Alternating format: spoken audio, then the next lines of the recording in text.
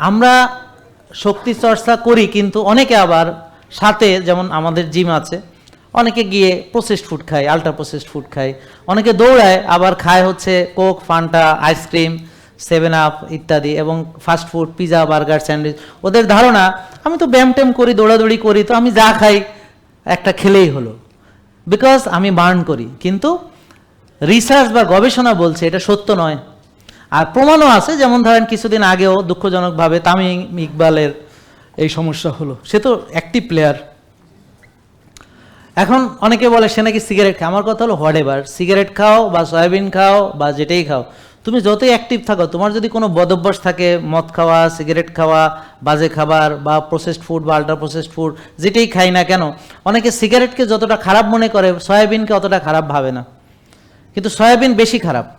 অনেকে মদকে খারাপ মনে করে, কিন্তু চিনিকে অত খারাপ মনে করে না। দেখেন, আপনি যদি এখন একটা মদের বোতল নিয়ে মদ খান, তাহলে সবার সামনে কিন্তু খাইতে পারবেন না, কিন্তু এখানে ভরা মজলিসে সবাই মিলে একসাথে কোক, ফান্টা খাইতে পারবেন।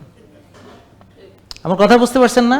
তাতে কি হচ্ছে, এই জিনিসটা বেশি খাওয়া সম্ভব, এবং টেবিলের নিচে যে খাইতে হয় না, লুকায় খাইতে হয় না, সবার সামনে খাওয়া যায়, বরং খাইয়ে আবার গর্ব করা যায়। যেমন আমি ওদিন কালকে একটা ভিডিও করেছি, দেখবেন বনের ভিতরে হাঁটতেছি, তা ওখানে অনেক বান্দর টান্দর আছে আর কি, হ্যাঁ, ওরা আইসা মানে খাবার দাবার পাইলে হয়ে যায়। তা আমি দেখলাম যে ইদানিং বানররা, এর আগের বার গেছি, পরে দেখি তারা খুব অ্যাগ্রেসিভ ছিল, কারো চিপস টিপস নিয়ে যাচ্ছে, কারো এটা কেড়ে নিচ্ছে।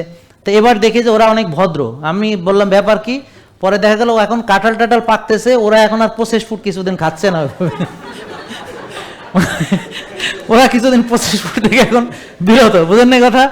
ওদের প্রাকৃতিক খাবার পেয়ে গেলে ওরা আর এখন দেখতেছে যে না, এইসব প্রসেস ফুড টুড এখন আর খাওয়া যাবে না। আবার দেখি যে কিছু ছেলে পেলে, ইয়াং জেনারেশনের, ওরা বাদরের ভূমিকায় নেমেছে, ওরা কোকটোক খাইতে খাইতে যাইতে আছে আর কি।